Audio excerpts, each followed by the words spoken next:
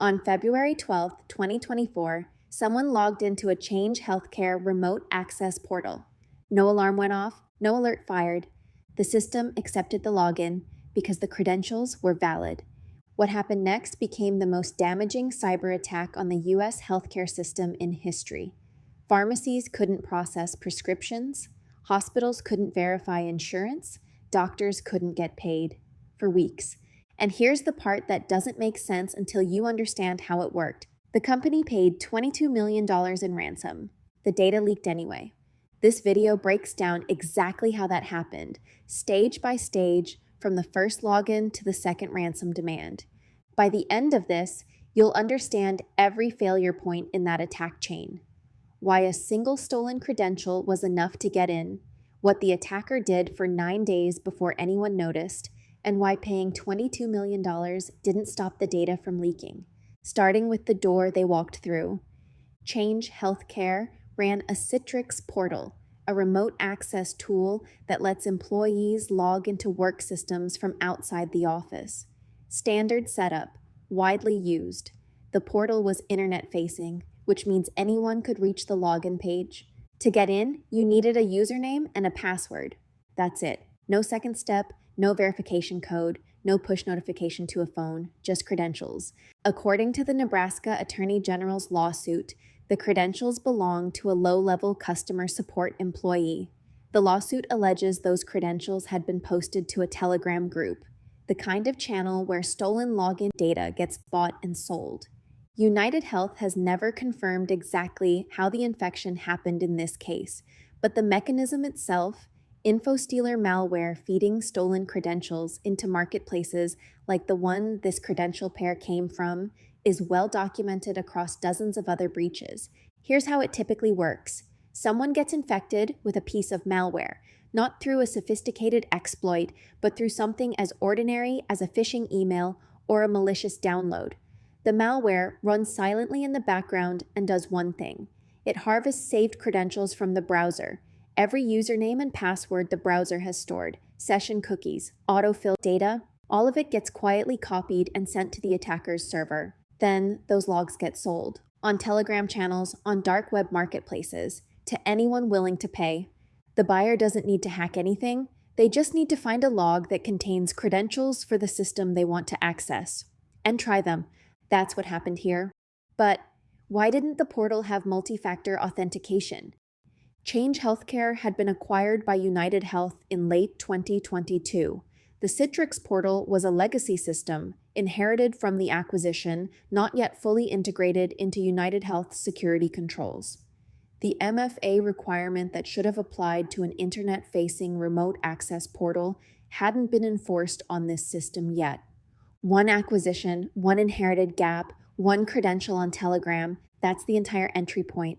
Most people assume a cyber attack looks like a smash and grab. Get in, take the data, get out. That's not how ransomware operations work. Once the attacker had authenticated access to the Change Healthcare environment, they didn't immediately encrypt anything. They moved quietly, laterally, from system to system inside the network, using the same valid credentials that got them through the front door to pivot deeper.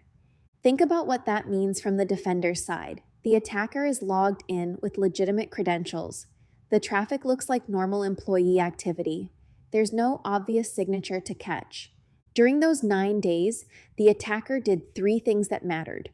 First, they mapped the environment. Which systems were connected to what, where the sensitive data lived, what the network looked like from the inside. Second, they exfiltrated data, quietly copying files out of the network before any encryption happened. This is the move that makes ransomware operations so much harder to recover from. By the time the encryption starts, the data is already gone. Third, they created new privileged administrative accounts with elevated access, named to blend in with legitimate admin accounts. This is a persistence move. If the original compromised credential gets discovered and disabled, the attacker still has a way back in through the accounts they created. 9 days, no detection. The attack was only discovered when the encryption started on February 21st, when files began locking and systems started going dark. That's the moment Change Healthcare knew something was wrong. They disconnected its data centers from the network to stop the spread, and that decision contributed to the catastrophe. Disconnecting the data centers was the right call. It stopped the ransomware from spreading to Optum, United Healthcare, and to connected external organizations. The containment worked exactly as designed, but it still produced the worst healthcare payment outage in the U.S. history.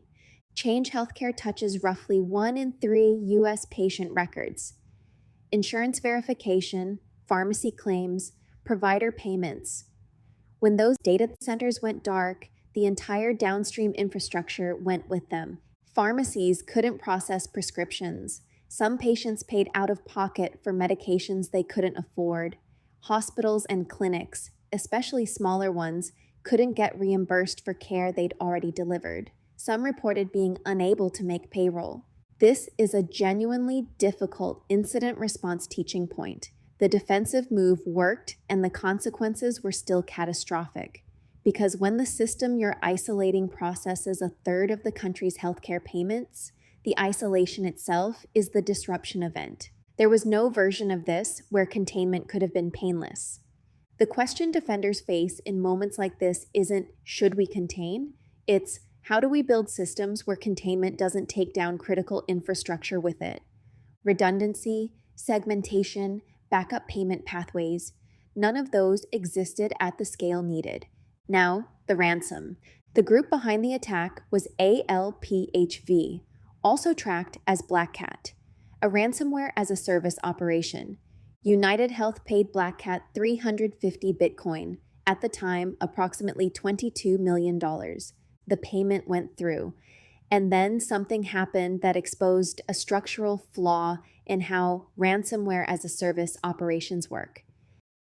BlackCat is a platform that develops the ransomware code, operates the payment infrastructure, and manages the data leak site. Affiliates license the ransomware, identify and breach the target, and deploy the attack. The affiliate who attacked Change Healthcare goes by the name Nachi. After the payment came in, BlackCat allegedly took the $22 million and shut down. The affiliate got nothing.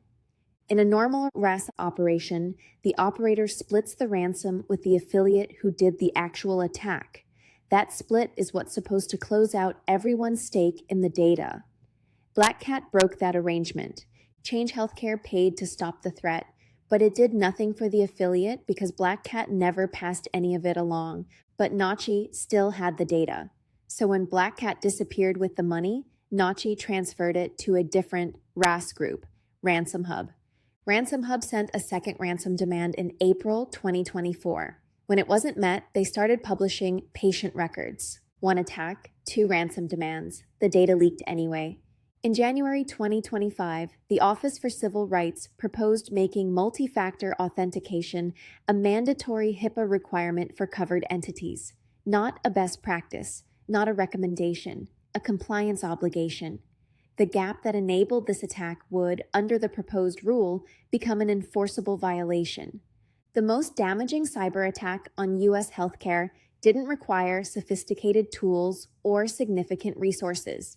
All it took was one credential on a legacy system that only needed a password. The attacker's advantage wasn't even technical sophistication. It was time.